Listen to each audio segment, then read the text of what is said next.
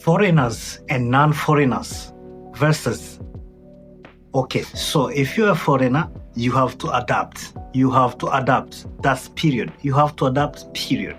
But if you're a non-foreigner and if that's your homeland, that's okay with you because you're already in the process, in the system, so you don't have to adapt on that.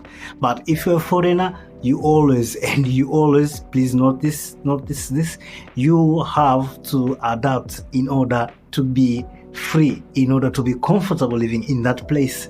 And this applies in anywhere. It might be a small village, it might be a different continent, it might be a small country, a small rural area, or anything. Even when you're changing rooms, you have to adapt. Adaptation is within us. We have to adapt to survive, and we know this. It's in the ecosystem is based on this. You want to survive, you have to adapt. You want to do this, you have to adapt. Everything, it comes back to that. And you have to get that in order to survive. Please like and follow and share. Okay, let's get into it now. Hi, for example, let me give you an example.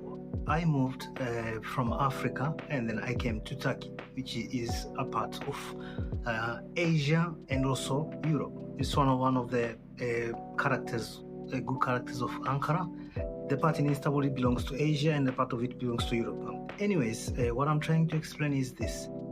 I came from Africa and we have our values and culture and that stuff and so on and so forth. What I'm saying is adaptation. When we're talking about adaptation, weather, for example, weather can be very different compared to Africa. When I came here, I had to go and buy, good shoes for the snow part, to have like a jacket which is thick enough to put me through the whole winter time. And you have to also get some accessories for the weather also. You have to get an umbrella, which also protects you from the rain and the snow also. And also you have to get some gloves for your hands, for just not to get those frostbited and stuff like that. It's complicated. And compared to that, it's a bit different. The adaptation I'm talking about is stuff like that. Weather, the education system is a bit different. I was expecting to go to a university, and from the university that I will be attending, I was expecting to be speaking or to be taught in English. So I went here for some computer engineering, which by the way I didn't finish. Still left it around third class. At any time I can go back and just finish it when they get the pardons out. So on my first year, I had to study like half of the all major, the computer engineering stuff. The teacher was explaining it in English, in Turkish, pardon. He was explaining it in Turkish. So you're gonna face also the education system in Turkey, in Turkish, which is different. My expectations were not that way.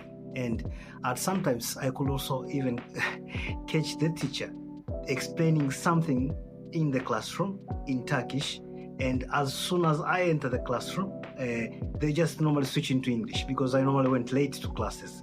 They would normally just switch to English, and then at some time when I got a good hand on Turkish, speaking the language, I just told the teacher like, hey, you can continue on that path, it's okay. I was just like a sacrificial lamb. Like, in order for the rest of them just to get the clear picture, it's better if the teacher explains it in Turkish because they're gonna understand it much more compared to just sacrificing everyone else just for me to get the point. I can get the point from the other guys after they get the point because it's like 99% they speak Turkish and they can understand Turkish if the teacher explains that to me. Just instead of going for the 1%, it's better for the teacher to go for the 99%. It's like that. And the next thing that you might have noticed is, let me talk about the food, okay? The food or the grocery department, the way we go to the market, the food that we normally eat back at home, it's different compared to where I came. So when I'm talking about adaptation, this is where it comes in. The food that you're gonna be eating back home, it's gonna be different because you're in a foreign place, in a foreign country. The language, the education system, you have to adapt to that just to get by. The food point, the portion that we normally have back home, it's a big portion for a big guy.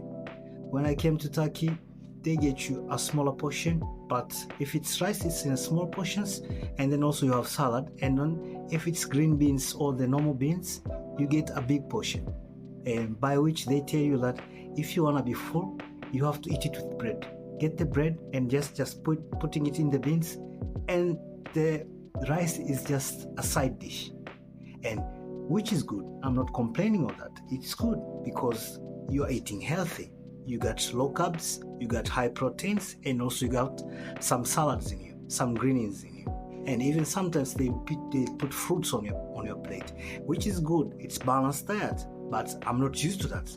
I had to adapt to that. I had to lower my standards, and just to get by, so I have to do this, I have to eat this, I have to eat that, and that was a bit hard for me on my point, but I got through that. I had to learn, I had to adapt on that, and they surfeit. And for Muslim, okay, let's go with religion. Yeah, it's just a small aspect that I want to emphasize on. With religion, if you're a Muslim back in Africa, especially in Tanzania, we are on top of the equator. So during the Ramadan month, that's when the Muslims normally go to fasting periods for 30 days or for a whole month.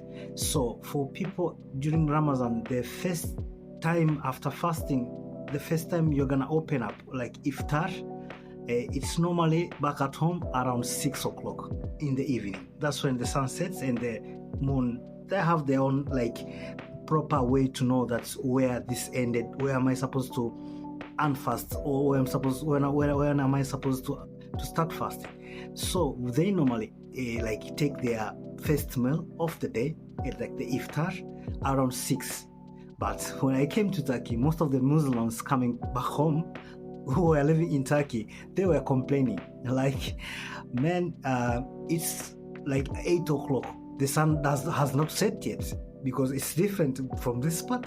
The sun sets much late. So the most complaint I got is like, if we're back home, it's like from 6 to 6. We know this. We can afford this. We can manage this. But when I came to Turkey, man, we're starting fasting around 5 in the morning. And then the first meal, our first meal, it's gonna be around 6, around 8. And that was the big difference in time management.